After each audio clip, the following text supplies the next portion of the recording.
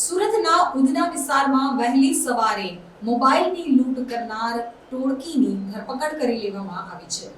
સુરતના ઉધના વિસ્તારમાં એકલ દોકલ નીકળતા લોકોને ઘેરી લઈ મોબાઈલ લૂંટતી ગેંગને ઝડપી લેવામાં આવી છે। પોલીસે બાતમીના આધારે વોચ ગોઠવી 3 આરોપીઓને ઝડપી લીધા છે। આ લૂંટારૂ ટોળકી દ્વારા વહેલી સવારે વોકિંગ સહિતના કામ અર્થે નીકળેલા લોકોને લૂંટી લેવામાં આવતા હતા।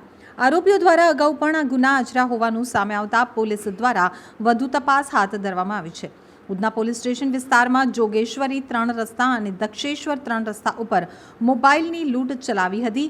લૂંટ અને સ્નેચિંગને આરોપીઓએ અંજામ આપ્યો હતો, જેથી પોલીસે ધરપકડ કરી લીધી છે। એક રાહદારીને એક બાજુ લઈ જઈ માર મારી લૂંટ કરવામાં આવી હતી। જોગેશ્વરી 3 રસ્તા ઉપરથી આરોપીઓએ મોબાઈલની સ્નેચિંગ કરી હતી। પોલીસને બાતમી મળી હતી કે આરોપીઓ મોબાઈલ વેચવા પ્રયાસ કરી રહ્યા છે, જેથી મોબાઈલ વેચવા અગાઉ પકડી લીધા હતા। પકડાયેલામાં મયુર ઉર્ફે રોમિયો, મનોજ જોશી, રાહુલ ઉર્ફે બટકા અને ત્રીજો રાજેન્દ્ર ખલ્લાની ધરપકડ કરવામાં આવી છે। કે ઉધના પોલીસ સ્ટેશનમાં દક્ષેશ્વર 3 રસ્તા અને જોગેશ્વરી 3 રસ્તા આ બંને સ્થળે આ ત્રણેય આરોપીઓએ એક જગ્યાએ લૂંટ અને એક જગ્યાએ સ્નેચિંગનો ઘટનાને અંજામ આપ્યો હતો। જે અનુસંધાને પોલીસે આ ત્રણેયની ધરપકડની તજવીજ ચાલુ કરેલ છે।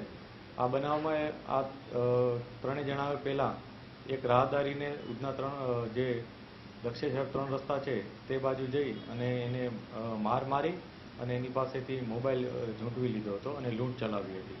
આ જ રીતના એણે આના 3 દિવસ અગાઉ જોગેશ્વરી 3 રસ્તા પાસે પણ આ જ પ્રકારની એક ઘટનાને અંજામ આપતા એક મોબાઈલ સ્નેચિંગ કરી અને જતા રહ્યા હતા।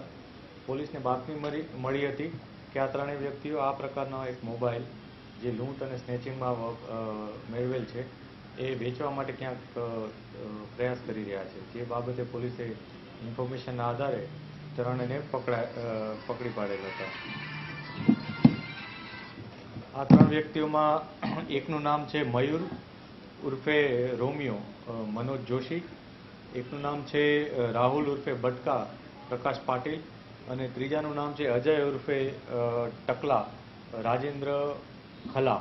આ 3 વ્યક્તિઓ પોલીસના હિરાસતમાં છે હાલમાં અને અગાઉ પણ આ ત્રણેય વ્યક્તિઓ લૂંટ અને આવા પ્રકારના સ્નેચિંગના બનાવોમાં સંડોવાયેલ છે। જે ઉધના, પાંડેસરા અને ખટોદરા આ 3 પોલીસ સ્ટેશનમાં આ લોકો વિરુદ્ધ ગુનો નોંધવામાં આવ્યો છે।